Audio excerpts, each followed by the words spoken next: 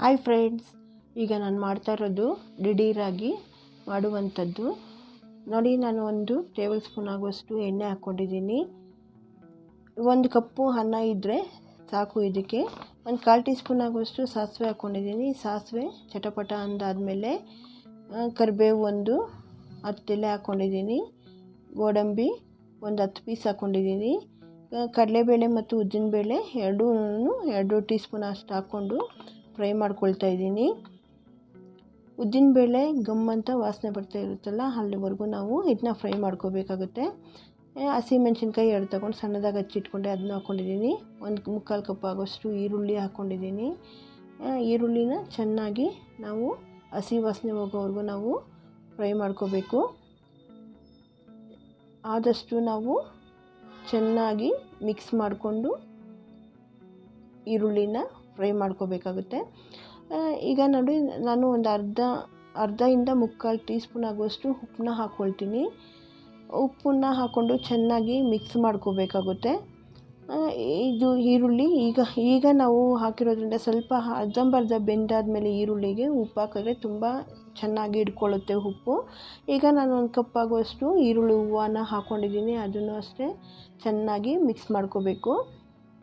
ಹಸಿ ವಾಸನೆ ಹೋಗೋವರೆಗೂ ನಾವು ಈರುಳ್ಳಿನ ಫ್ರೈ ಮಾಡ್ಕೊಳ್ಳೋದ್ರಿಂದ ತುಂಬ ಚೆನ್ನಾಗಿರುತ್ತೆ.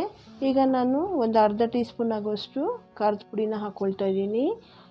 1/4 ಟೀ ಸ್ಪೂನ್ ಆಗುವಷ್ಟು ಅರಿಶಿನ ಮತ್ತು 1/4 ಟೀ ಸ್ಪೂನ್ ಆಗುವಷ್ಟು ನಾವು ಕಾಳುಮೆಣಸಿನ ಪೌಡ್ರನ್ನ ಹಾಕ್ಕೊಳ್ತಾ ಇದ್ದೀನಿ.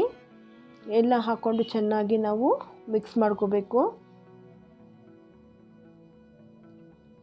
ಇದು ಮಕ್ಕಳಿರೋರ ಮನೆಯಲ್ಲಿ ಏನಾದರೂ ಇವಾಗ ಬೇಗ ಹೊಟ್ಟೆ ಹಸಿವಾಗ್ತಿದೆ, ಹೊರಗಡೆಯಿಂದ ಯಾರಾದರೂ ಬಂದಾಗ ನಂಗೆ ಹೊಟ್ಟೆ ಹಸಿವಾಗ್ತಾ ಇರೋದ್ರಿಂದ ಅನ್ನ ಇದ್ದರೆ ಈ ಥರನೂ ನಾವು ಮಾಡಿಕೊಡ್ಬೋದು. ತುಂಬ ರುಚಿಯಾಗಿರುತ್ತೆ.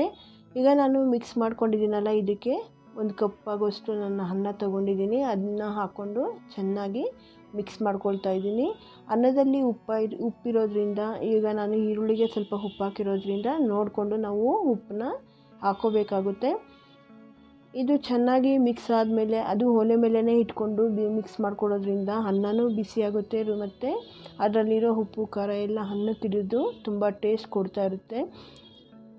ಈಗ ನಾವು ಈ ಮಿಕ್ಸ್ ಮಾಡಿರೋ ಅನ್ನನ ಸ್ವಲ್ಪ ಹೊತ್ತು ಹಂಗೆ ಚೆನ್ನಾಗಿ ಮಿಕ್ಸ್ ಮಾಡಿಬಿಟ್ಟು ಒಲೆ ಮೇಲೇ ಈ ಥರ ಬಿಡಬೇಕು. ಅದು ಅಲ್ಲೇ ಆ ಥರನೇ ಇದ್ದರೆ ಅದು ಬಿಸಿ ಆಗ್ತಾ ರುಚಿ ತುಂಬ ಚೆನ್ನಾಗಿರುತ್ತೆ. ಅಷ್ಟು ಇನ್ನೂ ತಿನ್ನಬೇಕು ಅನಿಸುತ್ತೆ, ಆ ಥರ ರುಚಿ ಇರುತ್ತೆ ಇದು. ಈಗ ಅನ್ನ ಮಿಕ್ಸ್ ಮಾಡ್ಕೊಂಡಿದ್ದೀನಲ್ಲ, ಇದು ಬಿಸಿಯಾಗಿದೆ. ಈಗ ನಾನು ಇದನ್ನು ಸರ್ವಿಂಗ್ ಬೌಲ್ಗೆ ಹಾಕ್ಕೊಳ್ತೀನಿ.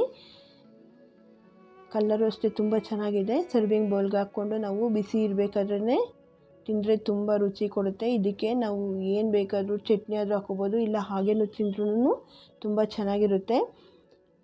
ಈಗ ರೆಡಿಯಾಗಿದೆ ನೋಡಿ.